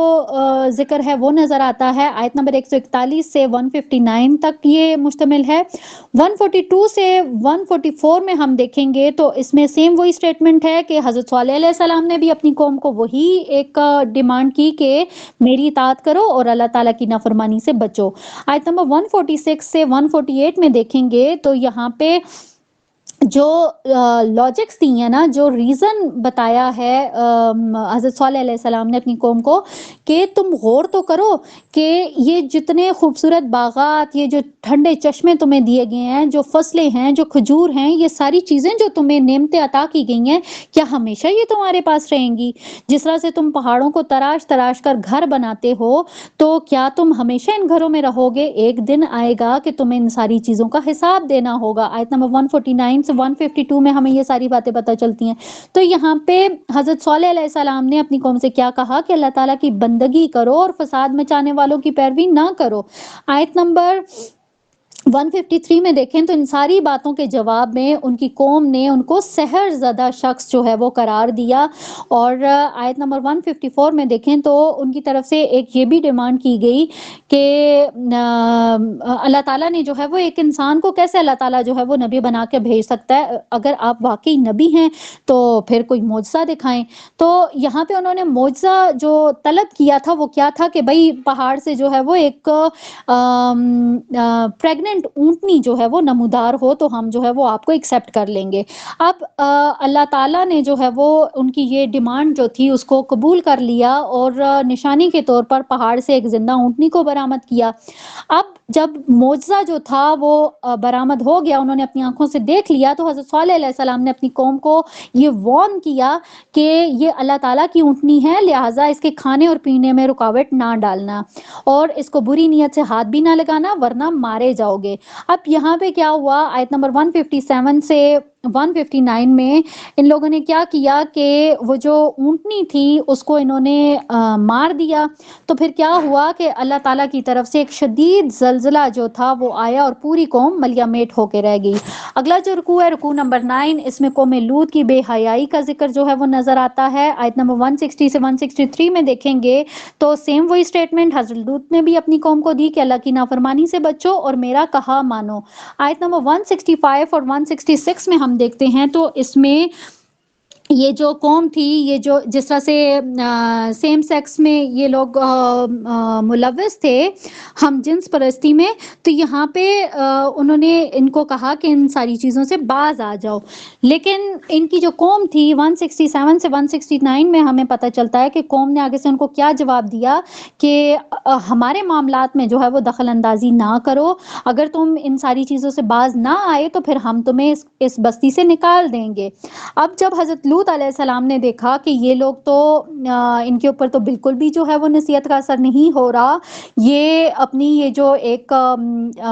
گناہ تھا، گناہ والا کام تھا، یہ اس کے اوپر مسلسل اس کے اوپر ڈٹے ہوئے ہیں، اس سے پیچھے نہیں ہٹ رہے ہیں. تو پھر حضرت لوط علیہ السلام نے اللہ تعالیٰ سے مدد کی دعا کی. پھر اللہ تعالیٰ نے جو ہے وہ حضرت لوط علیہ السلام اور ان کے گھر والوں کو بحفاظت بستی سے نکال لیا. لیکن آیت نمبر 171 میں ہم دیکھتے ہیں کہ اس میں یہ بتایا گیا ان کی جو بیوی تھی وہ وہیں پہ رہ گئی، کیونکہ وہ ان کی حمایتی تھی نا، وہ ان کے ساتھ ملی ہوئی تھی، تو اس لیے اللہ تعالیٰ نے ان کی بیوی کے سمیت اس پوری بستی کو جو ہے وہ الٹ دیا اور ان کے اوپر کنکریوں کی بارش کر کے ان کو نیست و نابود کر دیا. آیت نمبر 174 میں دیکھیں تو اگین اللہ تعالیٰ نے اسی بات کو ریپیٹ کیا ہے کہ یہ جتنے بھی واقعات سنائے جا رہے ہیں نا، ان میں ماننے والوں کے لیے بہت بڑی نشانی ہے. انفارچونیٹلی اکثریت جو ہے وہ نافرمان ہے. اگلا جو رکوع ہے رکوع نمبر 10، اس میں جو ہے وہ آیات جو ہیں وہ 176 سے لے کر 191 تک ہیں، اور اس میں ہمیں اگر 176 میں دیکھیں گے تو اصحاب الایکہ کا ذکر ملتا ہے. اب یہ ہم پڑھ چکے ہیں کہ اصحاب الایکہ حضرت شعیب علیہ السلام کی قوم تھی. اب اس کے جو اگر آیات میں دیکھیں گے تو یہاں پہ سیم شعیب علیہ السلام نے بھی اپنی قوم سے وہی والا پیٹرن جو دعوت کا تھا وہی اپنایا کہ میری اطاعت کرو اور اللہ تعالیٰ کی نافرمانی سے بچو. آیت نمبر 181 میں جو قوم یہ جو اصحاب الایکہ تھے، ان کا ایک اور گناہ بھی ہمیں نظر آتا ہے کہ یہ لوگ ناپ تول میں کمی کرتے تھے اور لوٹ مار کر کے فساد مچاتے تھے. تو یہاں پہ حضرت جو شعیب تھے انہوں نے یہ جو گناہ تھا اس سے بھی ان کو بچنے کی تلقین کی. آیت نمبر 185 میں دیکھیں تو سیم انہوں نے ان ساری چیزوں کے جواب میں جو حضرت شعیب علیہ السلام تھے ان کو سحر زدہ قرار دیا، ان کو مجنون قرار دیا. آیت نمبر 186 میں دیکھیں گے تو یہاں پہ یہ بتایا گیا کہ جب ان کی قوم نے ان کی دعوت کو رد کر دیا اور انہوں نے کیا کہا کہ بھئی ہمارے اوپر نا آسمان گرا دو. 187 میں ہمیں یہ نظر آتی ہے یہ بات. تو پھر اللہ تعالیٰ نے جو ہے وہ پھر ان کے اوپر ایک اندھیری رات ایک والا جو عذاب ہے وہ ان کے اوپر مسلط کیا. مطلب کہ ایک بادل جو تھا، سیاہ بادل، وہ ان کے اوپر جو تھے وہ چھا گئے اور پھر اللہ تعالیٰ نے جو ہے وہ ان کو بجلیاں گرا کر ہلاک کر دیا. اب اس رکوع کے آخر میں دیکھیں گے آیت نمبر 190 میں اگین اللہ تعالیٰ نے یہ سٹیٹمنٹ دی ہے کہ اس واقعے میں سمجھنے والوں کے لیے بہت بڑی نشانی ہے، لیکن اکثریت جو ہے وہ ایمان لانے والی نہیں ہے. اگلا جو رکوع ہے رکوع نمبر 11، لاسٹ رکوع ہے اس سورہ کا، اور اس میں ہم دیکھیں گے کہ اس میں نا ہمیں قرآن کریم کی عظمت جو ہے وہ نظر آتی ہے. آیت نمبر 193 سے 195 میں اگر ہم دیکھیں گے تو یہاں پہ بتایا گیا کہ قرآن جو ہے وہ اللہ تعالیٰ کا کلام ہے جسے روح الامین یعنی کہ حضرت جبرائیل علیہ السلام کے ذریعے سے نبی کریم صلی اللہ علیہ وسلم کے دل پر نازل کیا گیا ہے، اور یہ جو نزول ہے یہ عربی زبان میں ہے. اب یہاں پہ آیت نمبر 196 میں دیکھیں تو یہاں پہ بتایا جا رہا ہے کہ یہ جو قرآن ہے اس کا جو نزول ہے، اس کی جو پیشن گوئیاں ہیں وہ جو پچھلی کتابیں ہیں ان کتابوں میں موجود تھیں. اور یہاں پہ یہ بھی بتایا گیا کہ جو لوگ اس کو نہیں مانتے ہیں، قرآن کو اللہ کا کلام نہیں مانتے ہیں، وہ عذاب سے دوچار ہوں گے. آیت نمبر 197 میں دیکھیں تو یہاں پہ علماء جو بنی اسرائیل ہیں ان کا ذکر کیا گیا ہے کہ وہ قرآن اور نبی کریم صلی اللہ علیہ وسلم کو بہت اچھے سے وہ جانتے تھے کہ یہ اللہ تعالیٰ کی طرف سے ہیں. اور اسی طرح سے آیت نمبر 201 میں اگر دیکھیں تو یہاں پہ اللہ تعالیٰ کی طرف سے یہ بتایا گیا کہ یہ جس وقت تک عذاب کو اپنی آنکھوں سے نہیں دیکھ لیں گے یہ اس وقت تک ایمان نہیں لائیں گے. آیت نمبر 203 سے 205 میں یہ بتایا گیا کہ یہ لوگ عذاب کے لیے جلدی مچا رہے ہیں، لیکن جس دن وہ عذاب آ جائے گا تو انہیں پھر ذرا بھی مہلت نہیں ملے گی. آیت نمبر 208 سے 208 اور 209 میں یہ بتایا گیا کہ اللہ تعالیٰ کی یہ نہیں ہے روش کہ وہ کسی بھی بستی کے اوپر عذاب دینے ایسی جو ہے وہ عذاب مسلط کر دے، بلکہ اس سے پہلے جو ہے وہاں پہ خبردار کرنے والوں مینز انبیاء کو جو ہے وہ بھیجا جاتا ہے. یہاں پہ ان کو انبیاء کو بھیجنے کا مقصد کیا ہے کہ یہ بات کلیئر ہو جائے کہ اللہ تعالیٰ ہرگز بھی ظالم نہیں ہے. آیت نمبر 210 سے لے کر 212 میں یہ بتایا گیا کہ قرآن کو ہرگز بھی شیاطین لے کر نہیں اترتے ہیں. جس طرح سے مشرکین نے کہا تھا نا کہ اس کو کوئی شیطان آتا ہے اور وہ خبریں آ کے دے جاتا ہے، تو یہاں پہ اس کا جواب اللہ تعالیٰ نے دیا کہ قرآن کو ہرگز بھی شیاطین لے کر نہیں اترتے ہیں، بلکہ اللہ تعالیٰ نے تو شیاطین کو اس کو سننے سے بھی معذور کیا ہوا ہے۔ آیت نمبر 214 سے 216 میں دیکھیں گے تو اس میں یہ بتایا جا رہا ہے کہ نبی کریم صلی اللہ علیہ وسلم کو یہ تلقین کی گئی کہ آپ اپنے رشتہ داروں کو دعوت دیں،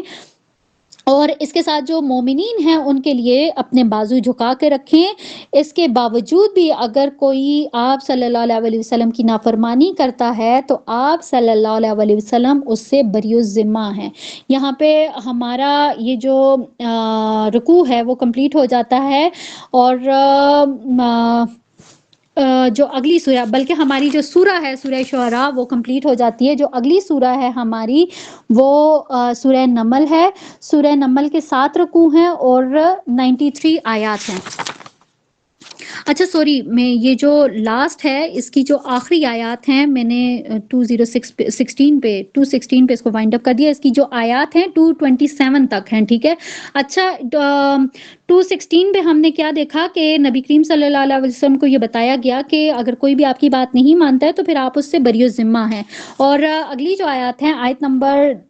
221 سے لے کر آخر تک، یہاں پہ یہ چیز بتائی گئی ہے کہ یہ جو قرآن ہے یہ کسی کاہن کا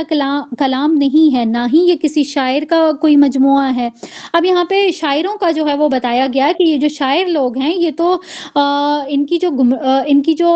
پیروی کرنے والے لوگ ہوتے ہیں، یا ان کی جو محفلوں میں جو لوگ ہوتے ہیں وہ تو گمراہ قسم کے لوگ ہوتے ہیں، اور یہ جو شاعر ہوتے ہیں یہ تو اپنی لوگوں سے داد وصول کرنے کے لیے کسی بھی قسم کا شعر جو ہے وہ، چاہے اس کا کوئی سر پیر ہے نہیں ہے، لیکن یہ اس چیز کو ذہن میں نہیں رکھتے، بس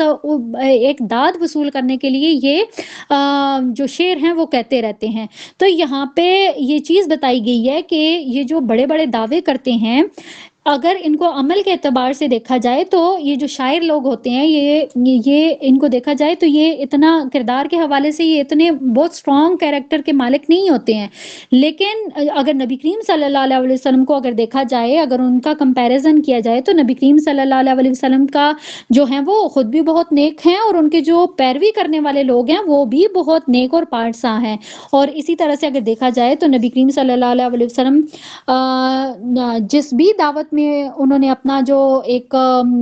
حق کی جو دعوت ہے، جس بھی محفل میں انہوں نے وہ پیش کی ہے، تو اس کے اوپر انہوں نے کوئی اجرت نہیں طلب کی۔ اب جس طرح سے ہم دیکھتے ہیں کہ شاعر اگر اپنا کلام پیش کرتا ہے تو اس کے اوپر وہ اجرت لیتا ہے، لیکن جس طرح سے نبی کریم صلی اللہ علیہ وسلم کو معاذ اللہ شاعر کہا گیا تھا، تو یہاں پہ بتایا گیا وہ تو کسی سے بھی اجرت جو ہے وہ طلب نہیں کرتے ہیں، بلکہ وہ اگر کسی کو کوئی حکم دیتے ہیں تو سب سے پہلے وہ خود اس کے اوپر عمل کرتے ہیں۔ تو اسی لیے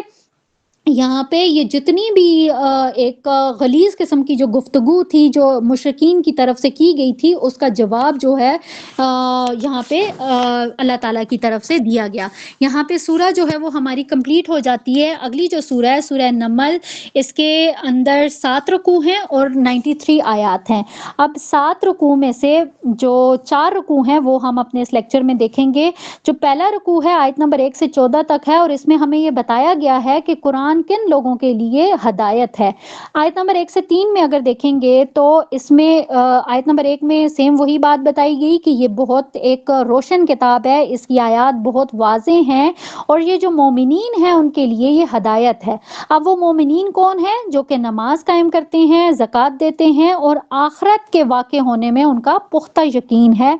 آیت نمبر 3 کے اندر ہمیں مومنین کی صفات نظر آتی ہیں۔ آیت نمبر 4 اور 5 میں دیکھیں گے تو یہاں پہ بتایا گیا کہ جو لوگ آخرت پر ایمان نہیں رکھتے ہیں تو ان کے لیے دنیا جو ہے وہ اس کو مزین کر دیا جاتا ہے، ان کے اعمال کو مزین کر دیا جاتا ہے، اور روز قیامت ان کے لیے بدترین عذاب ہوگا۔ آیت نمبر 7 سے آنورڈز دیکھیں گے تو اس میں حضرت موسیٰ علیہ السلام کا اگین جو ہے وہ ذکر ہمیں نظر آتا ہے، اور وہی والا جو سین ہے وہ یہاں پہ ریپیٹ ہو رہا ہے کہ جب وہ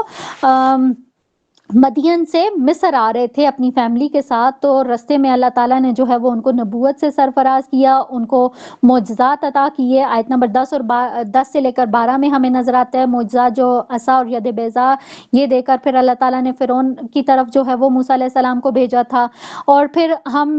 اسی رکوع میں دیکھتے ہیں کہ فرعون نے جو تھا وہ ان نشانیوں کو دیکھ کر پہچان لیا تھا کہ یہ معجزات ہیں، لیکن اس نے ظاہر اپنی سرکشی کی بنا پر اس نے اس کو جادو جو ہے وہ کنسیڈر کر دیا تھا۔ رکوع نمبر 2 ہے، آیت نمبر 15 سے لے کر 31 تک مشتمل ہے۔ اس میں حضرت سلیمان علیہ السلام کا جو ہے وہ ہمیں ذکر نظر آتا ہے۔ اب اس میں اگر ہم دیکھیں تو اس میں سب سے پہلے کیا کہا گیا، آیت نمبر 15 سے لے کر 17 تک، کہ اللہ تعالیٰ نے داؤد علیہ السلام اور سلیمان علیہ السلام ان دونوں کا جو ہے وہ ذکر کمبائن یہاں پہ نظر آتا ہے۔ اور پھر اللہ تعالیٰ نے کیا بتایا کہ سلیمان علیہ السلام کو تو اللہ تعالیٰ نے ایسے لشکر عطا کیے کہ جس میں انسانوں کے علاوہ جنات اور پرندے بھی شامل تھے، پھر اور ان پرندے اور انہیں جو ہے وہ پرندوں اور جتنے بھی یہ جو حشرات آپ کہہ سکتے ہیں، یہ جتنے بھی تھے زمین کے، ان کی بولیاں جو تھی وہ اللہ تعالیٰ نے ان کو سکھائیں۔ آیت نمبر 18 سے 19 میں دیکھیں گے تو یہاں پہ ان کا ایک واقعہ نظر آتا ہے کہ جب وہ اپنے لشکر کے ساتھ وہ ایک وادی سے گزر رہے تھے، وہ وادی وہاں پہ چونٹیوں کی بہت زیادہ جو تعداد تھی وہ بہت زیادہ تھی۔ اب ایک چونٹی جس نے یہ حضرت سلیمان علیہ السلام کا ایک چونٹی جس نے حضرت سلیمان علیہ السلام کا لشکر جب اس نے دیکھا تو اس نے اپنی باقی جو اس کی ایک پورا خاندان تھا یا جو اس کی قوم تھی، اس نے ان سب کو پکار کے کیا کہا کہ تم سب لوگ اپنی بلوں میں داخل ہو جاؤ، ایسا نہ ہو کہ یہ جو سلیمان علیہ السلام کا لشکر ہے یہ تمہیں کچل دے۔ تو جب وہ یہ اعلان کر رہی تھی تو اس کی یہ بات جو تھی حضرت سلیمان علیہ السلام نے سن لی تھی، اس پر وہ ہنس پڑے اور انہوں نے اللہ تعالیٰ کا شکر ادا کیا کہ اللہ تعالیٰ نے جو ہے وہ مجھے اس صلاحیت سے جو ہے وہ نوازا ہے۔ آیت نمبر 20 سے لاسٹ تک جو ہے وہ ہمیں ہدہد کے ذریعے سے ملکہ سبا کی کہانی جو ہے وہ نظر آتی ہے۔ آیت نمبر 20 میں دیکھیں تو جب وہ انہوں نے اپنے لشکر کا جائزہ لیا تو انہوں نے دیکھا کہ جو ہدہد نامی ایک پرندہ ہے وہ وہاں پہ موجود نہیں تھا۔ اب جب سلیمان علیہ السلام نے یہ دیکھا تو انہیں غصہ آیا، اور پھر انہوں نے کیا کہا کہ اگر تو اس نے کوئی ویلڈ ریزن نہ دیا اپنی غیر حاضری کا تو پھر اس کو سزا دی جائے گی۔ لیکن کچھ ہی دیر میں جب ہدہد آ گیا اور پھر اس نے اپنی جو ایبسنس تھی اس کا جو ریزن بتایا، تو اس نے کیا کہا کہ وہ ایک ایسی قوم کو دیکھ کر آیا ہے، یہ یمن کی ایک قوم ہے جس کا سبا نام ہے، تو اس کی جو حکمران ہے وہ ایک ملکہ ہے، مینز ایک عورت جو ہے وہ اس کی حکمران ہے، اور اس کے پاس ہر چیز، ہر نعمت، ہر سہولت جو ہے وہ اس کے پاس موجود ہے، اور اس کے پاس ایک انتہائی خوبصورت اور انتہائی قیمتی اور نفیس قسم کا ایک تخت اس کے پاس موجود ہے۔ اب جو ہدہد تھا اس نے کیا کہا کہ یہ جو قوم ہے یہ اللہ کے بجائے سورج کو اپنا معبود مانتی ہے۔ تو سلیمان علیہ السلام نے ایک خط لکھا اور اسی ہدہد کو جو ہے وہ اس کے حوالے کیا اور اس کو کہا کہ جا کر یہ جو ملکہ سبا ہے اس کو یہ دے کر آ جاؤ۔ اب جب ملکہ سبا کو حضرت سلیمان علیہ السلام کا خط ملا تو اس نے فوراً سے جو ہے وہ اپنے تمام جو جتنے بھی بڑے بڑے وزراء تھے یا جتنے بھی بڑے بڑے عہدوں کے اوپر لوگ تھے ان سب کو اس نے جمع کیا اور ان کے سامنے سلیمان علیہ السلام کا خط جو تھا وہ اس نے پڑھا۔ اب یہاں پہ اس نے کیا کہا کہ حضرت سلیمان علیہ السلام نے کیا میسج دیا ہے کہ میری اطاعت قبول کر کے میرے دربار میں حاضر ہو جاؤ۔ اگلا جو رکوع ہے رکوع نمبر 3 آیت نمبر 32 سے لے کر 44 تک ہے۔ اس میں ہمیں جو ملکہ سبا ہے اس کے اسلام قبول کرنے کا جو واقعہ ہے وہ ہمیں انشاءاللہ ہم اس میں دیکھیں گے۔ اب اس میں دیکھیں جب ملکہ سبا نے اپنے جتنے بھی اس کے وزراء تھے ان کو مشورے کے لیے بلایا تو اس نے جو ہے وہ جو اس کے وزیر سارے جمع ہوئے تھے تو انہوں نے کہا کہ بھئی ہم لوگ بڑے مضبوط لوگ ہیں، ہم اگر جنگ کرتے ہیں تو ہم اس کے لیے تیار ہیں۔ لیکن جو ملکہ تھی چونکہ وہ بہت سمجھدار خاتون تھی تو اس نے کیا کہا کہ جب بھی کسی قوم کے اوپر جو ہے وہ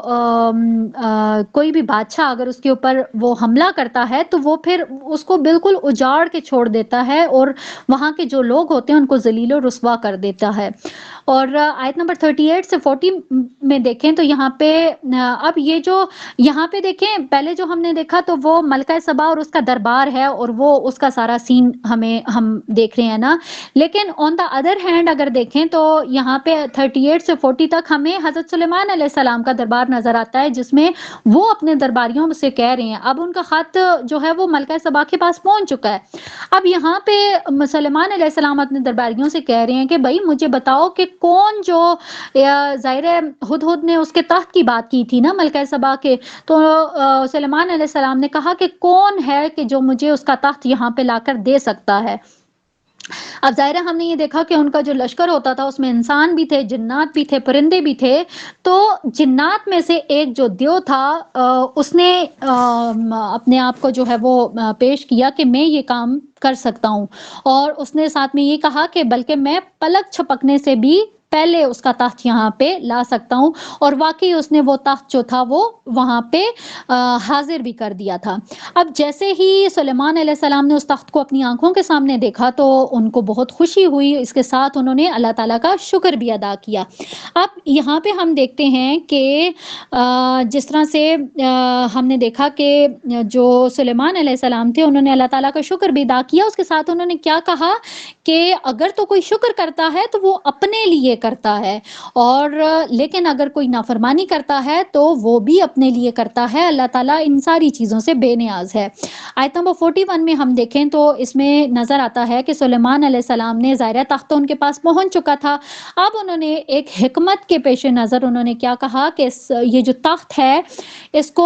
اس میں تھوڑے بہت چینجز کر دیے جائیں تاکہ یہ معلوم ہو سکے کہ یہ جو ملکہ ہے ظاہر وہ یہاں پہ آئے گی تو آیا وہ اپنے تخت کو پہچان پائے گی کہ نہیں پہچان پائے گی۔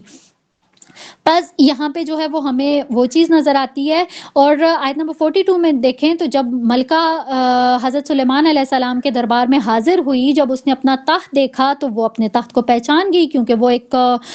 مطلب ایک سمجھدار خاتون تھی، اور اس نے اپنے تخت کو پہچان لیا۔ اور پھر اس کے بعد یہ بھی نظر آتا ہے کہ جب اس نے ان ساری چیزوں کو دیکھ لیا اپنی آنکھوں سے تو پھر اس کو وہ فوراً سے ایمان لے آئی۔ اب یہاں پہ دیکھیں کہ جس طرح سے نظر آتا ہے نا کہ یہ جو ملکہ سبا تھی اس نے نا جنگ سے پہلے ایک یہ بھی ایک اس نے اسٹریٹجی اپنائی تھی کہ میں سلیمان علیہ السلام کو آزما لیتی ہوں کہ آیا وہ دین پرست ہے یا دنیا پرست ہیں، تو اس نے بہت قیمتی طائف جو تھے وہ ان کو بھیجے، تو اس نے کہا کہ اگر انہوں نے ایکسیپٹ کر لیے تو اٹ مینس پھر تو ہم ان کے ساتھ جنگ کریں گے اور جنگ میں ہم لوگ جیت جائیں گے، جب اس ملکہ سبا کے درباریوں نے یہ بات کی تھی، لیکن انہوں نے وہ ایکسیپٹ نہیں کیا تھا۔ اب اس چیز سے ملکہ سبا کو یہ بات معلوم ہو گئی تھی کہ میرے اتنی قیمتی جو طائف ہیں وہ انہوں نے لوٹا دیے ہیں، تو ضرور اس کے پیچھے کوئی بڑا ریزن ہوگا، تو لیکن جب وہ ان کے پاس دربار میں آئی تو جب اس نے ان کا دربار دیکھا تو اس کو واقعی یہ چیز فیل ہوئی کہ میں یہ سمجھ رہی تھی کہ میرے پاس دنیا کی جو ہر نعمت موجود ہے، لیکن یہاں پر تو اللہ تعالیٰ نے جو ہے وہ ان کے معبود نے تو ان کو ہر چیز سے جو ہے وہ ہر چیز مہیا کی ہوئی ہے۔ اب جیسے ہی وہ دربار کے اندر داخل ہوئی تو اس کو یہ لگا کہ میں یہ جو دربار ہے یہ پانی کے اوپر جو ہے وہ بنا ہوا ہے، تو اس نے فوراً سے اپنے ظاہر ہے جب پانی میں بندہ اترتا ہے تو فوراً سے اس کا پہلا کام کیا ہوتا ہے کہ وہ اپنا جو کپڑے ہیں ان کو اوپر اٹھا لیتا ہے کہ وہ گیلے نہ ہوں۔ سیم یہی جو بات ہے یہ ملکہ سبا نے بھی کی، لیکن جیسے ہی اس نے پاؤں رکھا تو اس کو فیل ہوا کہ یہ پانی نہیں بلکہ یہ پورا ایک شیشے کا محل بنا ہوا ہے، تو ان ساری چیزوں سے جو تھا اس کو یہ اندازہ ہو گیا کہ جو سلیمان علیہ السلام ہے ان کے اوپر جو ہے وہ اللہ تعالیٰ نے جو ان کو جو نعمتیں دی ہوئی ہیں نا وہ میری نعمتوں سے کہیں زیادہ ہیں، تو اس نے فوراً جو ہے وہ اسلام قبول کر لیا اور اپنے جتنے بھی مشرکانہ عقائد تھے ان سے اس نے توبہ کر لی۔ اگلا جو رکوع ہے ہمارا لاسٹ رکوع ہے آج کے لیکچر کا، اس میں ہمیں قوم سمود کا جو ہے وہ انجام ہمیں نظر آتا ہے۔ آیت نمبر 45 سے 58 تک آیات اس میں شامل ہیں۔ 45 سے 51 تک ہم دیکھیں گے تو اس میں سیم وہی والی بات ہے کہ حضرت صالح علیہ السلام نے بھی اپنی قوم کو اسی طرح سے جس طرح سے پچھلے انبیاء نے دعوت دی کہ اللہ تعالیٰ کی بندگی اختیار کرو اور میری اطاعت کرو، سیم انہوں نے بھی یہی بات کی، لیکن ان کی قوم نے جو تھا وہ بڑی حقارت کے ساتھ ان کی دعوت کو ٹھکرا دیا، اور پھر اس کے ساتھ کیا ہوا کہ حضرت صالح علیہ السلام سے عذاب لانے کا مطالبہ بھی کر دیا۔ آیت نمبر 48 میں دیکھیں تو یہاں پہ ان کی قوم کے جو 9 بڑے بڑے سردار تھے، انہوں نے آپس میں کیا کیا کہ ایک پلان بنایا کہ ہم سارے مل کے جو ہے وہ موسیٰ، یہ جو